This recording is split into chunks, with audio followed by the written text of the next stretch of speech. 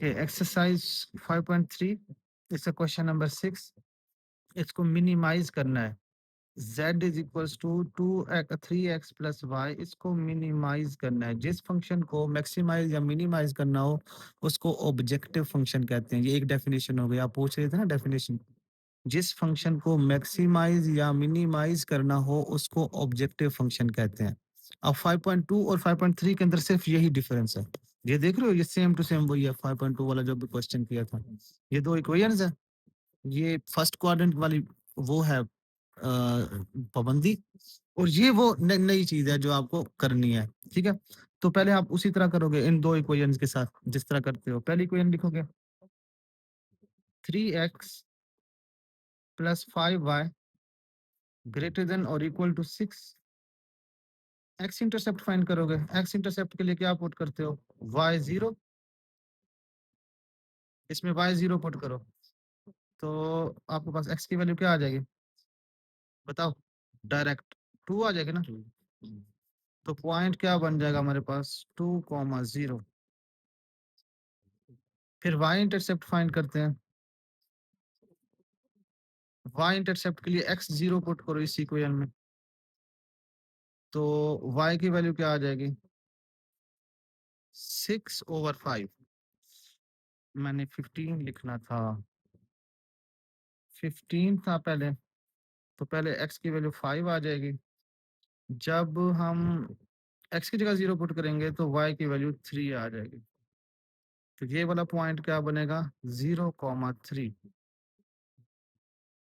Okay, 3x plus 5y को use करके हमने दोनों पॉइंट्स फाइंड कर लिए। एक फाइंड कर लिया 5,0 और एक फाइंड कर लिया 0,3। अब टेस्ट पॉइंट हम 0,0 पुट करेंगे। इसमें 0,0 पुट करेंगे तो 3 into 0 plus 5 into 0 greater than 15। 0 greater than 15 that is false. और अगर फॉल्स आ जाए तो हमारा ग्राफ क्या होता है, away from origin. Away from origin, ठीक है। अब हम इसकी दूसरी इक्वेशन लेंगे, ये वाली। इसकी पहले एसोसिएटेड इक्वेशन बनाएंगे।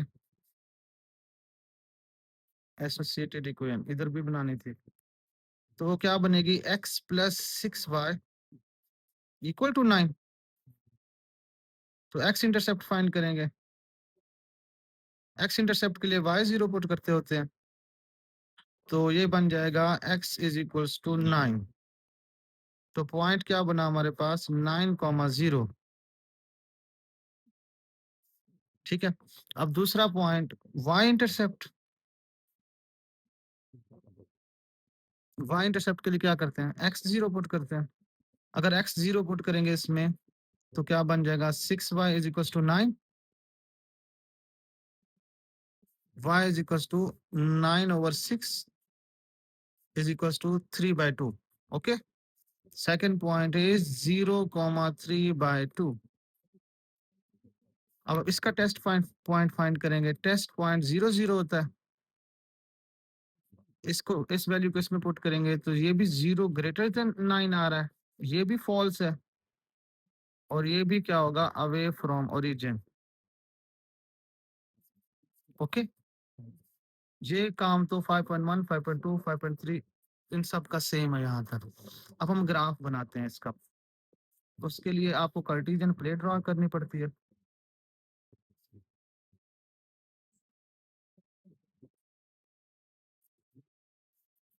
आप स्केल से ड्रॉ करेंगे। इसका क्या है 5,0, 1 2 3 4 5, 5,0। और इसका क्या है 0,3, 1 2 3, 0,3। इन दोनों को आपस में ज्वाइन कर देंगे स्केल के साथ।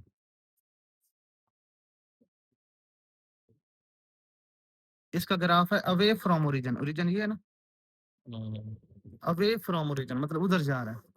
अब दूसरा पॉइंट है 0,3/2, सॉरी 9,0 ये 5 है, 6 7 8 9 9,0 यहाँ पर आ गया।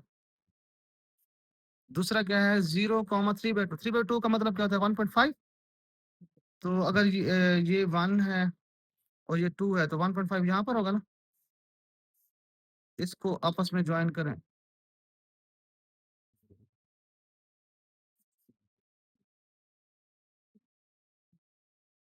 ठीक है।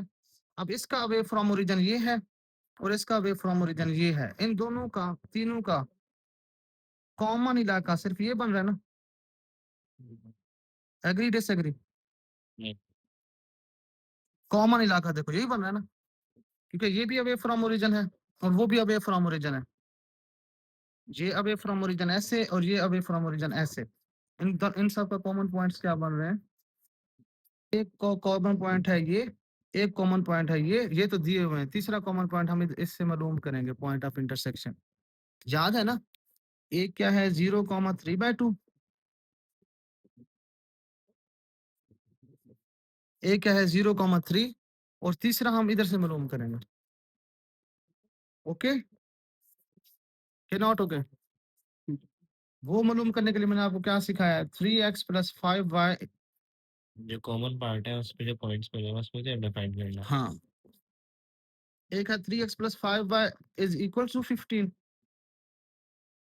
इसको नाम देंगे इक्वेशन 1 का। दूसरी इक्वेशन क्या है, x + 6y = 9।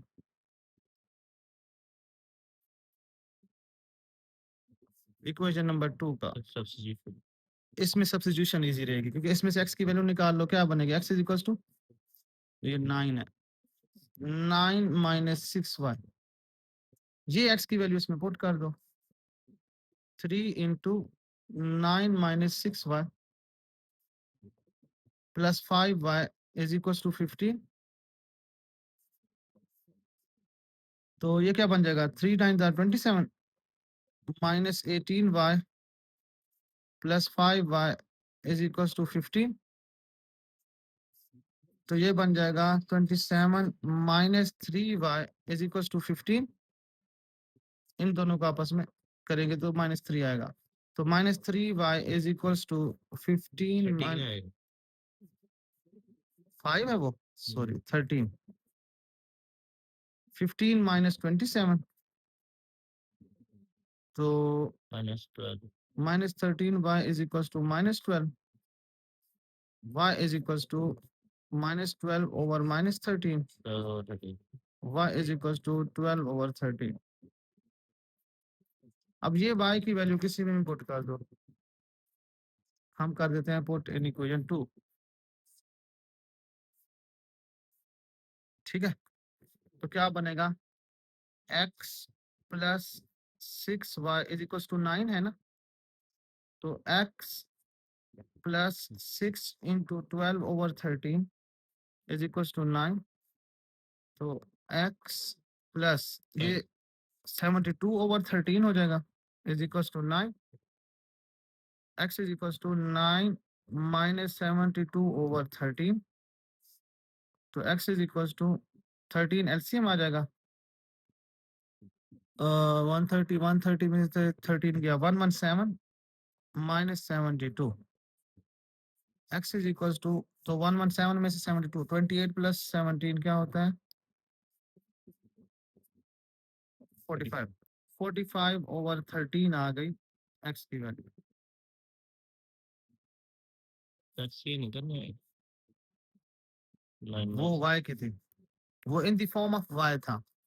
अब आपके पास third point of corner point क्या आ गया हमारे पास, 45/13, 12/13 आगे। अब आपका मैक्सिमाइज या मिनिमाइज कैसे फाइंड करते हैं पता है, वो जो फंक्शन नहीं दिया हुआ, ये जो ऑब्जेक्टिव फंक्शन दिया हुआ है z = 3x + y, z = 3x + y, उसको लिखना होता है z = 3x + y। अब इसमें वो जो कॉर्नर पॉइंट्स की वैल्यूज है ना वो पुट करनी होती है, देखते हैं सबसे कम किस पे आंसर आता है। मिनिमाइज और मैक्सिमाइज देखना हो तो देखते हैं सबसे ज्यादा किस पर आंसर आता है। अब हम सपोज पहले ये पॉइंट लेते हैं, ये बी और ये सी। ए लेंगे 0,3/2 पुट करेंगे, बी लेंगे 0,3 पुट करेंगे, सी लेंगे तो ये वाली वैल्यूज पुट करेंगे 12/13। और ये तो देखने से तुम्हें नजर आ रहा है ये पॉजिटिव में आएगा, पॉजिटिव में ये तो बड़ी वैल्यू आ जाएगी। इन दो को पुट करके देखते हैं, 0,3 पुट करते हैं, 0,3 z is equal to 3 into 0 plus 3, तो z इज इक्वल टू 0 हो जाएगा 3, ये 3 आ गया इसका आंसर। दूसरी वैल्यू है 0/3/2, 0 वो भी 0,3/2 है, 0,3/2 z is equal to 3 into 0 plus 3/2, तो z इज इक्वल टू 3/2 इसका आंसर है। और ये 1.5 के बराबर है ना, तो सबसे कम आंसर किस पे आ रहा है, इस वाली वैल्यू पे आ रहा है। दिस इज मिनिमाइज, ठीक है। तो ये मिनिमम आपका मैक्सिमाइज करना होता तो ये वाली वैल्यू का आंसर आता, बस बस।